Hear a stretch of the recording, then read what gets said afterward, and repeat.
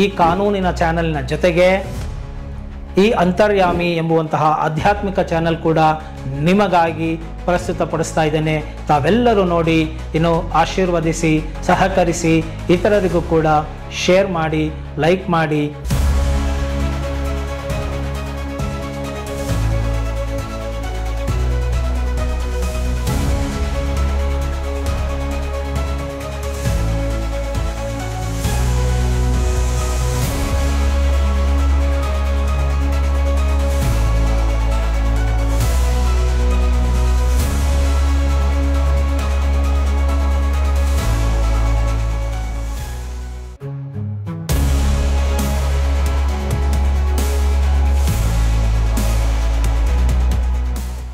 ನಮಸ್ಕಾರ ವೀಕ್ಷಕರೇ, ನಾನು ನಿಮ್ಮ ಮಂಜುನಾಥ್ ಅಡ್ವೊಕೇಟ್ ಹಾಗೂ ಅಧ್ಯಾತ್ಮ ಚಿಂತಕರು ಮಾತಾಡ್ತಾ ಇರೋದು. ಇವತ್ತು ಈ ಒಂದು ಪ್ರಪಂಚದಾದ್ಯಂತ ಎಲ್ಲ ಕಡೆಯೂ ದೇವರ ಹೆಸರಿನಲ್ಲಿ, ಧರ್ಮದ ಹೆಸರಿನಲ್ಲಿ ಸಾಕಷ್ಟು ಅಶಾಂತಿಗಳು ಮೂಡ್ತಾ ಇದೆ, ಕದನಗಳು ನಡೀತಾ ಇದೆ, ಕಿತ್ತಾಟಗಳು, ಜಂಜಾಟಗಳು, ವ್ಯಾಜ್ಯಗಳನ್ನು ಮಾಡಿಕೊಳ್ತಾ ಇದ್ದಾರೆ. ದೇವರ ಹೆಸರಿನಲ್ಲಿ ಶಾಂತಿ, ನೆಮ್ಮದಿ, ಸಮಾಧಾನವನ್ನು ಪಡೆಯಬೇಕೇ ಹೊರತು ದೇವರ ಹೆಸರನ್ನೇ ಅಶಾಂತಿಯ ಒಂದು ಸ್ಥಾನವನ್ನಾಗಿ, ಧರ್ಮವನ್ನೇ ಹೋರಾಟದ ಅಸ್ತ್ರವನ್ನಾಗಿ, ಜಾತಿಯನ್ನೇ ವೋಟ್ ಬ್ಯಾಂಕಿನ ಸ್ವರೂಪವನ್ನಾಗಿ ಮಾಡಿಕೊಂಡಿರ್ತಕ್ಕಂತಹ ಇಂತಹ ಕಲಿಯುಗದ ಕಾಲದಲ್ಲಿ ನಾವು ಈ ದೇವನೊಬ್ಬನೇ ನಾಮ ಹಲವು ಎಂಬುವಂತಹ ವಿಚಾರದ ಬಗ್ಗೆ ಇವತ್ತು ನಾನು ಮಾತನಾಡಲಿಕ್ಕೆ ಬಂದಿದ್ದೇನೆ. ಹೇಗೆ ಪರಮಾತ್ಮನು, ಅಂದರೆ ಈ ಸೂರ್ಯನು ಉದಾಹರಣೆಯಾಗಿ ನಾವು ತೆಗೆದುಕೊಂಡಿದ್ದೆ, ಆದಲ್ಲಿ ಸೂರ್ಯ ಒಬ್ಬನೇ, ಆದರೆ ಆತನನ್ನು ನಾವು ಭಾಸ್ಕರ, ದಿನಕರ, ಸೂರ್ಯ, ಸನ್, ಹೀಗೆ ಹಲವಾರು ಹೆಸರುಗಳಿಂದ ನಾವು ಸೂಚಿಸುತ್ತೇವೆ. ಆ ಸೂರ್ಯನ ಬೆಳಕು ಜಗತ್ತಿನಾದ್ಯಂತ ಏಕಪ್ರಕಾರವಾಗಿ ಯಾವುದೇ ಭೇದ ಭಾವಗಳಿಲ್ಲದೆ ಸಕಲ ಜೀವಿಗಳ ಮೇಲೆ ಸಮಾನ ದೃಷ್ಟಿಯಿಂದ ಬೀಳುತ್ತದೆ. ಆದರೆ ಒಬ್ಬೊಬ್ಬರು ಒಂದೊಂದು ರೀತಿಯಲ್ಲಿ ಅವರದೇ ಆದ ರೀತಿಯಲ್ಲಿ ವ್ಯಾಖ್ಯಾನವನ್ನು ಮಾಡ್ತಾರೆ. ಅದನ್ನು ಒಂದು ಜ್ಯೋತಿರ್ಮಂಡಲ ಅಥವಾ ಒಂದು ನಕ್ಷತ್ರ, ಒಂದು ಗ್ರಹ ಅಥವಾ ಸೂರ್ಯದೇವ, ಹೀಗೆ ಹಲವಾರು ರೀತಿಯಲ್ಲಿ ಭಾವಿಸುವುದು ಉಂಟು. ಉದಾಹರಣೆಗೆ ನಾವು ನಮಗೆ ಅರ್ಥ ಆಗೋ ರೀತಿಯಲ್ಲಿ ಹೇಳೋದಾದರೆ, ಒಬ್ಬ ಮನೆಯ ಯಜಮಾನ ಆ ಮನೆಗೆ ಯಜಮಾನನಾಗಿರ್ತಾನೆ, ಒಬ್ಬನೇ, ಹೆಂಡತಿಗೆ ಗಂಡನಾಗಿರ್ತಾನೆ, ಮಕ್ಕಳಿಗೆ ತಂದೆಯಾಗಿರ್ತಾನೆ, ತಂದೆ ತಾಯಿಗೆ ಆತ ಮಗನಾಗಿರ್ತಾನೆ, ಸಹೋದರಿಗೆ ಸಹೋದರನಾಗಿರ್ತಾನೆ. ಸೊ ಕಾರ್ಮಿಕನಿಗೆ ಮಾಲೀಕನಾಗಿರ್ತಾನೆ, ಮನೆ ಕೆಲಸದವರಿಗೆ ಯಜಮಾನನಾಗಿರ್ತಾನೆ, ಸಂಬಳ ಕೊಡುವ ಮಾಲೀಕನಾಗಿರ್ತಾನೆ.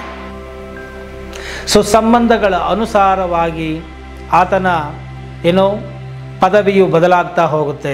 ಭಾವ, ಭಾಮೈದ, ಹೀಗೆ ಹಲವಾರು, ತಂದೆ, ಮಗ, ಯಜಮಾನ, ಮಾಲೀಕ, ಕಾರ್ಮಿಕ, ಹೀಗೆ ಹಲವಾರು ಪದವಿಗಳನ್ನು ಆತ ಪಡಿತಾನೆ. ಆದರೆ ಮೂಲತಃ ಆತನು ಒಬ್ಬನೇ ಆಗಿರುತ್ತಾನೆ. ಪರಿಸ್ಥಿತಿಗಳ, ಸಂದರ್ಭಗಳಿಗೆ ಅನುಸಾರವಾಗಿ ಆತನ ಪದವಿಯು ಬದಲಾವಣೆ ಆಗ್ತಾ ಹೋಗುತ್ತೆ. ಹಾಗೆಯೇ ನಾವು ಈ ಒಂದು ಭಕ್ತನ ಒಂದು ವಿಚಾರವಾಗಿ ನಾವು ಮಾತನಾಡಬೇಕು ಅಂತ ಹೋದಾಗ, ಅಥವಾ ಜ್ಞಾನಿಯ ವಿಚಾರವಾಗಿ ನಾವು ನೋಡಿದಾಗ ನಾವೇನನ್ನು ತಿಳಿದುಕೊಳ್ಳಬಹುದು? ದೇವನೊಬ್ಬ, ನಾಮ ಹಲವು ಎಂಬುದು ಪ್ರಖ್ಯಾತವಾದಂತಹ ಕೋಟ್ ಆಗಿದೆ ನಮ್ಮ ದೇಶದಲ್ಲಿ. ಸಾಯಿ ಬಾಬಾ ಕೂಡ ಇದನ್ನೇ ಹೇಳಿದ್ದರು. ಸಬ್ಕಾ ಮಾಲಿಕ್ ಏಕ್ ಹೇ ಅಂತ ಹೇಳಿದ್ದರು. ಸೊ ಈ ಒಂದು ನಿಟ್ಟಿನಲ್ಲಿ ನಾವು ನೋಡ್ತಾ ಹೋದಾಗ, ಜ್ಞಾನಿಗಳು ಯಾರನ್ನು ಬ್ರಹ್ಮ ಅಂತ ಹೇಳಿ ಕರೀತಾರೋ, ಯೋಗಿಗಳು ಆ ಬ್ರಹ್ಮವನ್ನೇ ಆತ್ಮ ಅಂತ ಹೇಳಿ ಕರೀತಾರೆ, ಹಾಗೂ ಭಕ್ತರು ಆ ಬ್ರಹ್ಮವನ್ನೇ ಭಗವಂತ ಅಂತ ಹೇಳಿ ಕರೀತಾರೆ. ಅಂದರೆ ಒಂದೇ ಗಮ್ಯಸ್ಥಳ ಗಮ್ಯ ವಸ್ತು ಅದೇ ಪರಮಾತ್ಮ. ಅದನ್ನು ಹಲವರ ದೃಷ್ಟಿಯ ಮುಖಾಂತರ ಅದನ್ನು ಅಡ್ರೆಸ್ ಮಾಡ್ತಾರೆ, ಕರೀತಾರೆ ಅಂತ ಹೇಳಿ ನಾವು ತಿಳಿದುಕೊಳ್ಳಬಹುದಾಗಿದೆ. ಈಗ ನಾನೀಗಾಗಲೇ ಹೇಳಿದಾಗೆ ಒಬ್ಬನೇ ಬ್ರಾಹ್ಮಣ ಪೂಜೆ ಮಾಡುವಾಗ ಪೂಜಾರಿ, ಅಡುಗೆ ಮಾಡುವಾಗ ಅಡುಗೆ ಮಾಡುವವನು, ಹಾಗೂ ತಾಯಿಗೆ ಮಗನೆಂದು, ಹೆಂಡತಿಗೆ ಗಂಡನೆಂದು, ಮಕ್ಕಳಿಗೆ ತಂದೆ ಎಂದು ಹೇಗೆ ಬದಲಾವಣೆಗಳು ಆಗ್ತಾ ಹೋಗುತ್ತೋ ಹಾಗೆಯೇ ಇನ್ನು ಅವರವರ ದೃಷ್ಟಿಕೋನದ ಸಾಧನೆಯ ಮಜಲಿನ ರೀತಿಯ ಮುಖಾಂತರ ಇದು ಬದಲಾವಣೆ ಆಗ್ತಾ ಹೋಗುತ್ತೆ. ಸೊ ಇನ್ನು ಈ ಬ್ರಹ್ಮಜ್ಞಾನಿಯ ನಿಶ್ಚಿತವಾದಂಥ ಅಭಿಪ್ರಾಯ ಏನಪ್ಪ ಅಂತ ಹೇಳಿದ್ರೆ, ಈ ಬ್ರಹ್ಮ ಸತ್ಯ ಜಗನ್ಮಿಥ್ಯ ಅಂತ ಹೇಳಿ, ಈ ನಾಮರೂಪಗಳೆಲ್ಲವೂ ಸ್ವಪ್ನದ ಹಾಗೆ ಸ್ವಪ್ನ ಸದೃಶ, ಈ ಬ್ರಹ್ಮ ಎಂಬುದು ಅನಿರ್ವಚನೀಯ, ಇದನ್ನು ನಾವು ಅನುಭವಿಸಬೇಕೇ ಹೊರತು ನಾವು ಅದನ್ನು ಎಂದೆಂದಿಗೂ ಹೇಳಲಿಕ್ಕೆ ಸಾಧ್ಯವಿಲ್ಲ. ಹೇಳಲಿಕ್ಕೆ ಹೋದಾಗ ಅದು ಈ ಪಂಚೇಂದ್ರಿಯಗಳ ಒಳಗಡೆ ಅಂತರ್ಗತವಾಗಿ ಬಂದುಬಿಡುತ್ತೆ ಅಂತ ಹೇಳಿ ಕರೀತಾರೆ. ಆದ್ದರಿಂದ ಈ ಬ್ರಹ್ಮವನ್ನು ನಾವು ಅನಿರ್ವಚನೀಯ ಮತ್ತು ಬ್ರಹ್ಮ ಒಂದೇ ಎಂಜಲಾಗದ ವಸ್ತು ಅಂತಲೂ ಕೂಡ ಈ ರಾಮಕೃಷ್ಣ ಪರಮಹಂಸರು ಕರೆದಿದ್ದಾರೆ. ಎಂಜಲಾಗದ ವಸ್ತು ಅಂತ ಹೇಳಿದರೆ ಈ ಒಂದು ಪಂಚೇಂದ್ರಿಯಗಳಿಂದ ಆತನನ್ನು ಸ್ತುತಿಸಲಿಕ್ಕೂ ಸಾಧ್ಯವಿಲ್ಲ. ಅಂದರೆ ಪಂಚೇಂದ್ರಿಯಗಳಿಗೆ ಮೀರಿದಂಥದ್ದು. ಯಾವಾಗ ಈ ಒಂದು ಸಮಾಧಿ ಸ್ಥಿತಿಗೆ ಮನುಷ್ಯನು ಹೋಗ್ತಾನೋ, ಗಮ್ಯಸ್ಥಾನವನ್ನು ಏರ್ತಾನೋ, ಆ ಒಂದು ಬ್ರಹ್ಮಾನಂದವನ್ನು ಅನುಭವಿಸುತ್ತಾನೋ, ಆಗ ಈ ಪಂಚೇಂದ್ರಿಯಗಳಿಗೆ ಅತೀತವಾಗಿ ಮನಸ್ಸು, ಬುದ್ಧಿ, ಚಿತ್ತಗಳಿಗೆ ಅತೀತವಾದಂತಹ ಆ ಸಚ್ಚಿದಾನಂದವನ್ನು ಆತನು ಅನುಭವಿಸುತ್ತಾನೆ ಎಂಬುದಕ್ಕಿಂತ ಹೆಚ್ಚಾಗಿ ಆ ಒಂದು ಸಚ್ಚಿದಾನಂದ ಸ್ವರೂಪವೇ ಆತನು ಆಗಿಬಿಡ್ತಾನೆ. ಅಂದರೆ ಉದಾಹರಣೆಯಾಗಿ ಹೇಳ್ತಾರೆ, ಈ ಸಮುದ್ರವನ್ನು ಅಳೆದು ಬಿಡ್ತೇನೆ ನಾನು ಅಂತ ಹೇಳಿ ಉಪ್ಪಿನ ಬೊಂಬೆ ಸಮುದ್ರಕ್ಕೆ ಕಾಲಿಡ್ತಾ ಇದ್ದಂಗೆ ಕರಗಿ ಹೋಗ್ತಂತೆ. ನೋಡಿ ಎಷ್ಟು ಚೆನ್ನಾಗಿ ಹೇಳ್ತಾರೆ. ಸಮುದ್ರವನ್ನು ಅಳೆದು ಬಿಡ್ತೀನಿ ಅಂತ ಒಂದು ಉಪ್ಪಿನ ಬೊಂಬೆ ಹೋಗುತ್ತೆ. ಆ ಉಪ್ಪಿನ ಬೊಂಬೆ ನೀರಿಗೆ ತಾಕ್ತಾ ಇದ್ದಂಗೆ ಆ ಉಪ್ಪಿನ ಬೊಂಬೆಯು ತನ್ನ ಅಸ್ತಿತ್ವವನ್ನು ಕಳೆದುಕೊಂಡು ಹೇಗೆ ಆ ಸಮುದ್ರದ ನೀರಿನಲ್ಲಿ ಒಂದಾಗಿ ಬಿಡುತ್ತದೋ, ಹಾಗೆಯೇ ಈ ಒಂದು ನಿರಾಕಾರ, ನಿಷ್ಕಲ, ನಿರಂಜನ, ನಿರಾಮಯನಾದ, ನಿರ್ವಿಕಲ್ಪನಾದ, ಅತೀಂದ್ರಿಯವಾದ, ಪಂಚೇಂದ್ರಿಯಗಳಿಗೆ ಅತೀತವಾದಂತಹ ಈ ಬ್ರಹ್ಮನಲ್ಲಿ ಈ ಜೀವಾತ್ಮನು ತನ್ನ ಜೀವಾತ್ಮ ಲಕ್ಷಣಗಳೆಲ್ಲವನ್ನು ಕಳೆದುಕೊಂಡು ಹೋಗಿ ಆ ಬ್ರಹ್ಮವನ್ನಲ್ಲಿ ಸೇರಿಕೊಂಡು ಬಿಡ್ತಾನೆ. ಸೊ ಆಗ ಆತನೇ ಬ್ರಹ್ಮವಾಗಿ ಬಿಡ್ತಾನೆ, ಬ್ರಹ್ಮಾನಂದವನ್ನು ಅನುಭವಿಸುತ್ತಾನೆ. ಆದ್ದರಿಂದ ಈ ಒಂದು ಜ್ಞಾನಿಗಳ ಮುಖಾಂತರ ಹೇಳೋದಾದರೆ ಬ್ರಹ್ಮ ನಿರಾಕಾರ ಹಾಗೂ ನಿರ್ಗುಣನಾಗಿದ್ದಾನೆ ಅಂತ ಹೇಳ್ತಾರೆ. ಇನ್ನು ಅದೇ ಬ್ರಹ್ಮ ಸಗುಣನಾಗಿಯೂ ಕೂಡ ಬರ್ತಾನೆ. ಭಗವಂತನ ರೂಪದಲ್ಲಿ ಭಕ್ತರ ಭಕ್ತಿಗೆ ಒಲಿದು ಬರ್ತಾನೆ ಅಂತ ಹೇಳ್ತಾರೆ. ನೋಡಿ, ಪರಮಹಂಸರು ಮತ್ತೊಂದು ಉದಾಹರಣೆಯನ್ನು ಕೊಡ್ತಾರೆ. ಎಂತೆಂಥ ಅದ್ಭುತಗಳನ್ನು ಕೊಡ್ತಾರೆ. ಸಮುದ್ರದಲ್ಲಿ ಸದಾ ಎಲ್ಲ ಕಡೆಯೂ ನೀರೇ ಇರುತ್ತಂತೆ. ಶೈಥಿಲ್ಯ ಅಂದರೆ ಶೀತವುಳ್ಳಂತಹ ಪ್ರದೇಶದಲ್ಲಿ ಈ ಸಮುದ್ರದ ನೀರು ಅಲ್ಲಲ್ಲಿ ಮಂಜುಗಡ್ಡೆಯನ್ನು ಕಟ್ಟಿಬಿಡುತ್ತಂತೆ.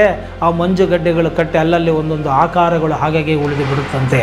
ಹಾಗೆ ಈ ಪರಮಾತ್ಮನೆಂಬ ಈ ಒಂದು ಸಾಗರದಲ್ಲಿ ಏನಾಗುತ್ತೆ, ಭಕ್ತರ ಭಕ್ತಿಯ ಒಂದು ಪರವಶತೆಗೆ, ನಾನೀಗಾಗಲೇ ಹಳೆಯ ವಿಡಿಯೋದಲ್ಲಿ ಹೇಳಿದೆ, ಭಾವಾವೇಶ ಪೂರ್ಣನಾದಾಗ ಇಡೀ ಜಗತ್ತಿನ ಐಶ್ವರ್ಯವು ತೃಣಕ್ಕೆ ಸಮಾನವಾಗುತ್ತದೆ.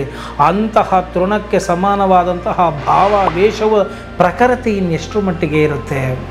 ಅಂತಹ ಪ್ರಖರತೆಯನ್ನು ಹೊಂದಿ ಪರಮಾತ್ಮನಲ್ಲಿ ಆತನು ಭಕ್ತಿಯಿಂದ ಭಜಿಸಿದಾಗ ಆ ಭಕ್ತಿಗೆ ಒಲಿದ ಬ್ರಹ್ಮವು ಅಲ್ಲಲ್ಲಿ ಮಂಜುಗಡ್ಡೆಯ ರೂಪದಲ್ಲಿ ಹೇಗೆ ಹೆಪ್ಪುಗಟ್ಟುತ್ತದೋ ಹಾಗೆ ಭಕ್ತಿಯ ಪ್ರಖರತೆಯಿಂದ ಆ ನಿರಾಕಾರವಾದಂತಹ ಪರಮಾತ್ಮನೇ ಸಾಕಾರ ರೂಪದಲ್ಲಿ ಬಂದು ಭಕ್ತನ ಮನಸ್ಸನ್ನು ಶಾಂತಿ ಮಾಡುತ್ತಾನೆ, ಹಾಗೂ ಭಕ್ತನೊಂದಿಗೆ ರಮಿಸುತ್ತಾನೆ, ಭಕ್ತರ ಜೊತೆಗೆ ಇರ್ತಾನೆ ಅಂತ ಹೇಳಿಬಿಟ್ಟು ಪರಮಾತ್ಮನು ಹೇಳ್ತಾರೆ.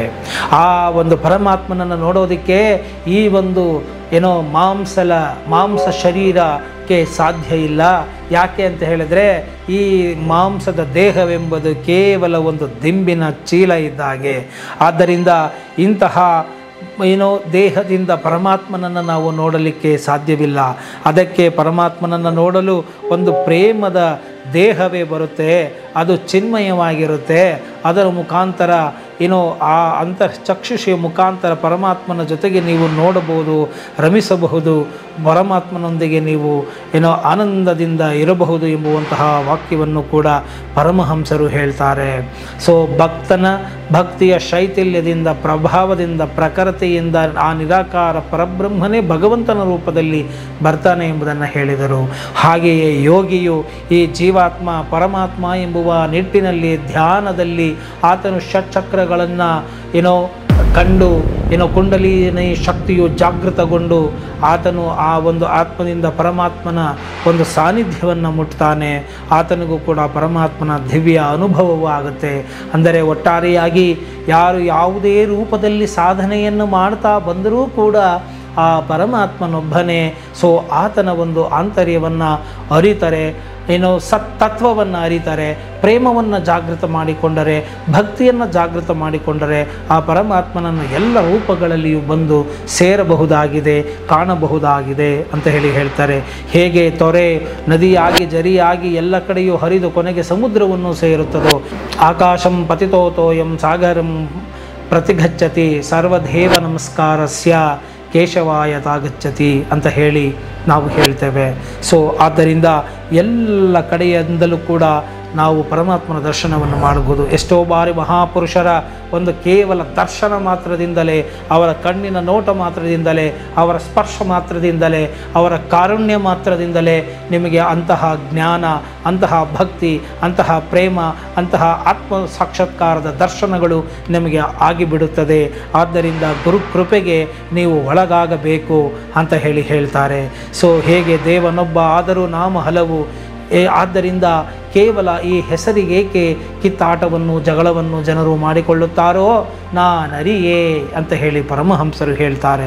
ನೋಡಿ ಎಂತಹ ಉದಾಹರಣೆಯನ್ನು ಕೊಡ್ತಾರೆ. ಈ ಜಾಡ ಮಾಲೀಕ ಏನು ಮಾಡ್ತಾನೆ, ಕಕ್ಕಸ ಹೊರ್ತಾನೆ, ಅಂದರೆ ಹೇಸಿಗೆಯನ್ನು ಹೊರ್ತಾ ಕೊನೆಗೆ ಅದನ್ನು ಕಂಡ್ರೆ ಆತನಿಗೆ ಅಸಹ್ಯನೇ ಆಗೋದಿಲ್ಲ.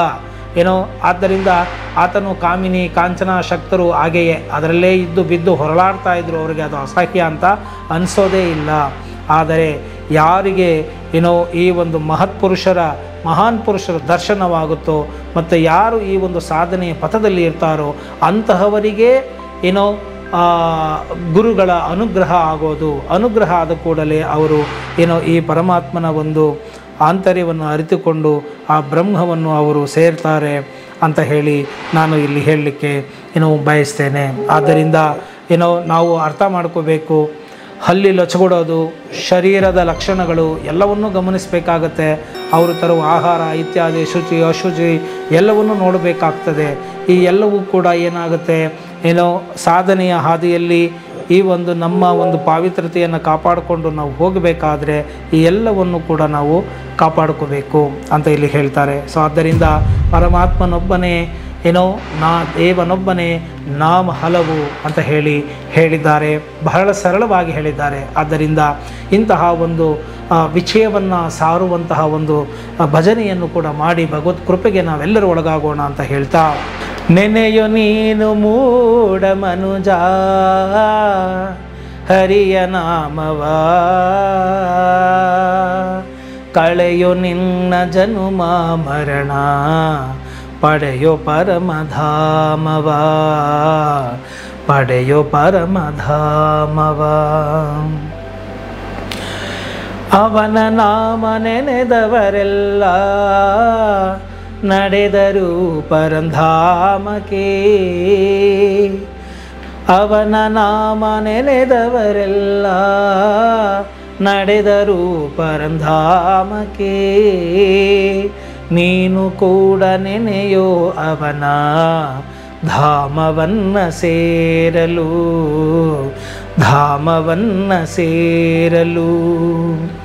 ಕಾಶಿ ಗಯೆ ಬದರಿ ಎಂದು ಏಕೆ ಅಲೆಯುವೆ, ಕಾಶಿ ಗಯೆ ಬದರಿ ಎಂದು ಏಕೆ ಅಲೆಯುವೆ.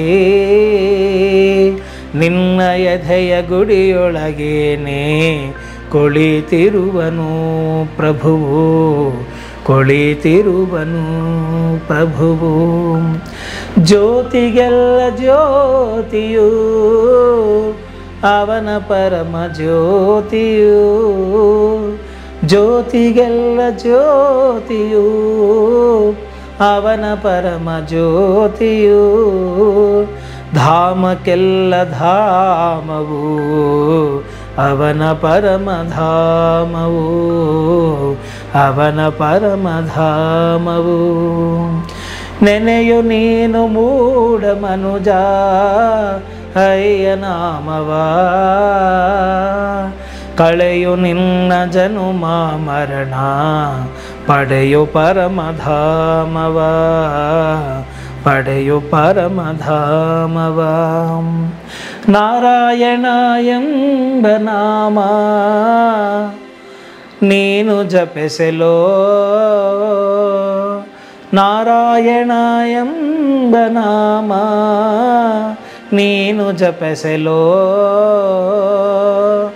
ಅವನ ಶ್ರೀನಾಮವೇ ಧನ್ಯನಾಗೆಲೋ ಮನುಜ, ಧನ್ಯನಾಗೆಲೋ ಮನುಜ. ಎಷ್ಟೋ ಕೋಟಿ ನಾಮಗಳು ಆನಲ ತಂದೆಗೆ, ಎಷ್ಟೋ ಕೋಟಿ ನಾಮಗಳು ಆನಲ ತಂದೆಗೆ, ನಾರಾಯಣ ಎಂಬ ನಾಮ ಸಾಕು ನನ್ನ ಪಾಲಿಗೆ, ಸಾಕು ನನ್ನ ಪಾಲಿಗೆ. ಅನಂತ ಕೋಟಿ ರೂಪಗಳು ಆನಂದ ವಿಭುವಿಗೆ, ಅನಂತ ಕೋಟಿ ರೂಪಗಳು ಆನಂದ ವಿಭುವಿಗೆ, ಆ ದಿವ್ಯ ಮಂಗಳ ರೂಪ ಸಾಕು ನನ್ನ ಪಾಲಿಗೆ, ಸಾಕು ನನ್ನ ಪಾಲಿಗೆ. ನಾರಾಯಣ ನಾಮವೇ ಆನಂದ ಮೂಲವು, ನಾರಾಯಣ ನಾಮವೇ ಆನಂದ ಮೂಲವು, ನಾರಾಯಣ ನಾಮವೇ ಪರಮ ಬ್ರಹ್ಮ ಭಾವವು, ಪರಮ ಬ್ರಹ್ಮ ಭಾವವು. ನೆನೆಯು ನೀನು ಮೂಢ ಮನುಜ ಹರಿಯ ನಾಮವ, ಕಳೆಯು ನಿನ್ನ ಜನುಮ ಮರಣ ಪಡೆಯು ಪರಮಧಾಮವ, ಪಡೆಯು ಪರಮಧಾಮವ. ನೋಡಿ ಎಷ್ಟು ಚೆನ್ನಾಗಿ ಏನೋ ಭಕ್ತರು ಹೇಳಿದ್ದಾರೆ. ಎಷ್ಟು ನಾಮಗಳು ಇದೆ, ನಿಮಗೆ ಯಾವ ನಾಮ ಬೇಕೋ ಆ ನಾಮವನ್ನು ನೀವು ಆರಿಸಿಕೊಳ್ಳಿ. ಪರಮಾತ್ಮನಿಗೆ ಹಲವಾರು ರೂಪಗಳಿದೆ, ನಿಮಗೆ ಇಷ್ಟವಾದ ರೂಪವನ್ನು ನೀವು ಆರಿಸಿಕೊಳ್ಳಿ. ಈ ನಾಮ, ಈ ಹೆಸರು, ಈ ರೂಪಕ್ಕೆ ಯಾಕೆ ಕಿತ್ತಾಡಬೇಕು? ಆ ಒಂದು ಅವಿಚ್ಛಿನ್ನವಾದಂತಹ, ನಿರ್ವಿಕಲ್ಪವಾದಂತಹ, ಶಾಶ್ವತವಾದಂತಹ ಆ ಒಂದು ಜ್ಯೋತಿ, ಆ ಒಂದು ಚಿನ್ಮಯ ಆನಂದವನ್ನು ಅನುಭವಿಸುವುದಷ್ಟೇ ನಮ್ಮ ಪರಮ ಗುರಿಯಾಗಿರಬೇಕೇ ಹೊರತು ಈ ಒಂದು ಹೆಸರು, ನಾಮ, ರೂಪ ಇದಕ್ಕೆ ನಾವು ಅಂಟಿಕೊಳ್ಳಬಾರದು. ಯಾರು ಈ ಒಂದು ಏನೋ ಸ್ತರಗಳಲ್ಲಿಯೇ ಬಿದ್ದು ಹೊರಳಾಡ್ತಾ ಇರ್ತಾರೋ ಅವರು ಸ್ಥೂಲ ರೂಪದಲ್ಲಿಯೇ ಇನ್ನೂ ಇದ್ದಾರೆ, ಅವರು ಕಾರಣಕ್ಕೆ ಇಳಿದೇ ಇಲ್ಲ. ಮತ್ತು ಅವರು ಇನ್ನು ಹೇಗೆ ಸೂಕ್ಷ್ಮ ರೂಪದಲ್ಲಿ ಪರಮಾತ್ಮನನ್ನು ಪಡಿತಾರೆ? ಹೇಗೆ ಕೆಸರಿನಲ್ಲಿ ಬಿದ್ದು ಹಂದಿಗಳು ಹೊರಳಾಡುತ್ತೋ ಹಾಗೆ ಈ ಒಂದು ನಾಮರೂಪಗಳಲ್ಲಿ ಬಿದ್ದು ಕಿತ್ತಾಟ ಮಾಡುವವರನ್ನು ಹೋಲಿಕೆ ಮಾಡಲಾಗಿದೆ. ಆದ್ದರಿಂದ ನಿಮ್ಮ ರೂಪ, ನಿಮ್ಮ ನಾಮ, ನಿಮ್ಮ ದೇವರು ನಿಮಗೆ ಶ್ರೇಷ್ಠರು. ಆ ಭಾವವನ್ನು ನೀವು ನಿಮ್ಮ ಮನೆಯಲ್ಲಿ, ಮನದಲ್ಲಿ ಇರಿಸಿಕೊಂಡು ನೀವು ನಿಮ್ಮ ಆಧ್ಯಾತ್ಮಿಕ ಮಜಲನ್ನು ಏರ್ತಾ ಮುಂದೆ ಹೋಗಬೇಕೇ ಹೊರತು ಇಡೀ ಪ್ರಪಂಚಕ್ಕೆಲ್ಲ ಒಂದೇ ಅಂತ ಹೇಳಿ ಮಾಡಲಿಕ್ಕೆ ಹೋಗಬಾರದು ಎಂಬುದಾಗಿ ಹೇಗೆ ಈ ನಾಮರೂಪಗಳು ಸೀಮಿತವಾದಂತಹ ಅರ್ಥವನ್ನು ಉಳ್ಳವುಗಳಾಗಿದೆ, ಈ ಪರಮಾತ್ಮನ ಒಂದು ಅವಿಚ್ಛಿನ್ನವಾದಂತಹ ಅನವರತವಾದಂತಹ ಅನಾದಿಯಾದಂತಹ ಅನಂತವಾದಂತಹ ರೂಪವನ್ನು ಹೊಂದಿರುವಂತಹ ಪರಮಾತ್ಮನನ್ನು ನಾವು ಕೇವಲ ಕುಬ್ಜ ಮಾಡಬಾರದು. ಆತನನ್ನು ಎಲ್ಲರೂ ಕೂಡ ಅವರಿಗೆ ಇಷ್ಟವಾದಂತಹ ರೂಪದಲ್ಲಿ ಪಡೆದು ಸೇರಬಹುದು ಎಂಬುವಂತಹ ಒಂದು ಸರ್ವಧರ್ಮ ಸಮನ್ವಯಾಚಾರ್ಯರಾದಂತಹ ಶ್ರೀರಾಮಕೃಷ್ಣ ಪರಮಹಂಸರು ನಮಗೆಲ್ಲ ನೀಡಿದ್ದಾರೆ. ಇಂತಹ ವಿಚಾರಗಳನ್ನು ನಾವು ತಿಳಿದುಕೊಂಡು ಆಹಾ ನಮ್ಮ ಮನಸ್ಸು ಎಷ್ಟು ಸಮಾಧಾನದಿಂದ ಇರುತ್ತೆ. ದೈವ ಚಿಂತನೆಯನ್ನು ಮಾಡ್ತಾ ಹೋದಾಗ, ಆತ್ಮಚಿಂತನೆಯನ್ನು ಮಾಡ್ತಾ ಹೋದಾಗ, ಭಕ್ತಿಯಲ್ಲಿ ನೀವು ಮಿಂದಾಗ, ಪರಮಾತ್ಮನ ಕೃಪೆಗೆ ನೀವು ಒಳಗಾದಾಗ ನಿಮಗೆ ಸಿಗುವಂತಹ ಆ ಒಂದು ಪ್ರಶಾಂತದ ವಾತಾವರಣ ಆಗಿರಬಹುದು, ಆ ಒಂದು ಶಾಂತಿಯ ಅನುಭವ ಆಗಬಹುದು. ನೀವು ಒಮ್ಮೆ ಆ ಒಂದು ಮನಸ್ಸಿಗೆ ಅದರ ರುಚಿಯನ್ನು ನೀವು ತೋರಿಸಿದ್ದೇ ಆದಲ್ಲಿ ಮನಸ್ಸು ಹೇಳುತ್ತೆ, ಹೇ ಮಾನವ, ನನ್ನನ್ನು ಹೀಗೆಯೇ ಸ್ವಲ್ಪ ಹೊತ್ತು ಬಿಟ್ಟು ಬಿಡು.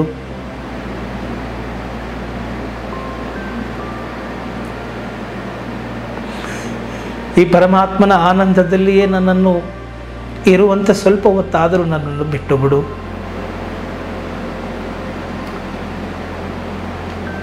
ಹೇಯವಾದ ವಸ್ತುಗಳಿಂದ ನನ್ನನ್ನು ತಪ್ಪಿಸು. ಅಶಾಶ್ವತವಾದಂಥ ವಸ್ತುಗಳ ಕಡೆಗೆ ನನ್ನ ಗಮನವನ್ನು ಇರಿಸದಿರು. ಮತ್ತೆ ತೆಗೆದುಕೊಂಡು ಹೇಸಿಗೆ ಮೇಲೆ ನನ್ನನ್ನು ಇಡಬೇಡ. ಈ ಭಗವದ್ ಆನಂದವನ್ನು ಅನುಭವಿಸುವಂತೆ ನನ್ನನ್ನು ಹೀಗೆಯೇ ಬಿಡು ಅಂತ ಹೇಳಿ ಆ ಮನಸ್ಸು ನಮಗೆ ಕೇಳಿಕೊಳ್ಳುತ್ತೆ. ಈ ಎಲ್ಲ ಅನುಭವಗಳು ನಮಗಾಗತ್ತೆ ನಾವು ಕದದ ಕೀಯನ್ನು ಬೀಗವನ್ನು ತೆಗೆದು ಕೀ ಮುಖಾಂತರ ಒಳ ಹೋಗಿದಾಗ. ಹೇಗೆ ಕಾಮಿನಿ ಕಾಂಚನಗಳನ್ನು ಅತ್ಯಂತ ಕಡಿಮೆ ಮಾಡಿಕೊಂಡು ಭಗವದ್ ಅನುಗ್ರಹವನ್ನು ವ್ಯಾಕುಲತೆಯಿಂದ ನಾವು ಮುಂದುವರಿತಾ ಹೋದರೆ, ಅನುಭವಕ್ಕೆ ನಾವು ತೆಗೆದುಕೊಂಡಾಗ ನಮಗೆ ಎಲ್ಲ ಅನುಭವಗಳು ಆಗುತ್ತೆ. ಅದನ್ನು ಬಿಟ್ಟು ಕೇವಲ ನಾವು ಮಂತ್ರಗಳನ್ನು ಹೇಳ್ತಾ, ತಂತ್ರಗಳನ್ನು ಹೇಳ್ತಾ, ಮಾತುಗಳನ್ನು ಹಾಡ್ತಾ, ಪ್ರವಚನಗಳನ್ನು ಕೊಡ್ತಾ, ಸ್ಪೀಚ್ಗಳನ್ನು ಮಾಡ್ತಾ, ಅಥವಾ ಕೇವಲ ಭಾವಿಸ್ತಾ ನಾನು ಬಾಗಿಲನ್ನು ತೆಗೆದೆ, ಕೀಯನ್ನು ತೆಗೆದಿದ್ದೇನೆ, ಒಳಗೆ ಹೋಗಿದ್ದೇನೆ, ಇದನ್ನು ನೋಡಿದ್ದೇನೆ, ಅದನ್ನು ಮಾಡಿದ್ದೇನೆ, ಈ ರೀತಿ ಆಗ್ತಾ ಇದೆ, ಹಾಗಾಗ್ತಾ ಇದೆ, ಇದರಿಂದ ಯಾವ ಪ್ರಯೋಜನವೂ ಇಲ್ಲ. ಕೇವಲ ದುಡ್ಡು ಖರ್ಚಾಗುತ್ತೆ, ಟೈಮ್ ಖರ್ಚಾಗುತ್ತೆ. ಆದ್ದರಿಂದ ಇದೆಲ್ಲವನ್ನು ಕೂಡ ನೀವು ಮೀರಿ ನಡೆದಾಗ, ಪರಮಾತ್ಮನಲ್ಲಿ ನಿಮ್ಮ ಮನಸ್ಸನ್ನು ಇಟ್ಟಾಗ ನಿಮಗೆ ಗೊತ್ತಾಗುತ್ತೆ, ಬ್ರಹ್ಮ ಒಂದೇ, ದೈವನೊಬ್ಬ, ದೇವನೊಬ್ಬ, ನಾಮ ಹಲವು. ಎಲ್ಲ ಕಡೆಯಿಂದಲೂ ಕೂಡ ನಾವು ಪರಮಾತ್ಮನನ್ನೇ ಸೇರ್ತೇವೆ. ಎಲ್ಲ ನದಿಗಳು ಹರಿದು ಸಮುದ್ರವನ್ನು ಸೇರಿದ ಹಾಗೆ ಎಲ್ಲ ನಾಮರೂಪಗಳು ಆ ಪರಬ್ರಹ್ಮನಲ್ಲಿ ಮಿಳಿತ ಆಗಿ ಸೇರಿಕೊಳ್ಳುತ್ತೆ ಅಂತ ಹೇಳಿ. ಈ ವಿಡಿಯೋ ನಿಮಗೆ ಇಷ್ಟ ಆಗಿದ್ದೆ ಆದಲ್ಲಿ ಮರೆಯದ ಹಾಗೆ ಲೈಕ್ ಕೊಡಿ, ಇತರರಿಗೂ ಕೂಡ ಶೇರ್ ಮಾಡಿ, ಕಾಮೆಂಟ್ ಮಾಡಿ. ಆ ಪರಮಾತ್ಮನ ಕೃಪೆಯು ನಿಮ್ಮ ಮತ್ತು ನಿಮ್ಮ ಕುಟುಂಬದವರ ಮೇಲೆ ಆಗಲಿ, ನಿಮಗೆ ಒಳ್ಳೆಯದಾಗಲಿ. ಮತ್ತು ಈ ಒಂದು ಜ್ಞಾನ ಯಜ್ಞ, ಭಕ್ತಿ ಯಜ್ಞ, ಕರ್ಮಯಜ್ಞ, ಈ ಎಲ್ಲದರ ಫಲವು ಕೂಡ ನಿಮಗೆ ಸಿಗಲಿ. ನೀವು ಈ ಒಂದು ಒಳ್ಳೆಯ ಫಲವನ್ನು ಇತರರಿಗೂ ಕೂಡ ಹಂಚಿ ಅಂತ ಹೇಳ್ತಾ ನಾನು ಈ ವಿಡಿಯೋವನ್ನು ಇಲ್ಲಿಗೆ ಮುಗಿಸ್ತಾ ಇದ್ದೀನಿ. ಜೈ ಹಿಂದ್, ಜೈ ಕರ್ನಾಟಕ ಮಾತೆ.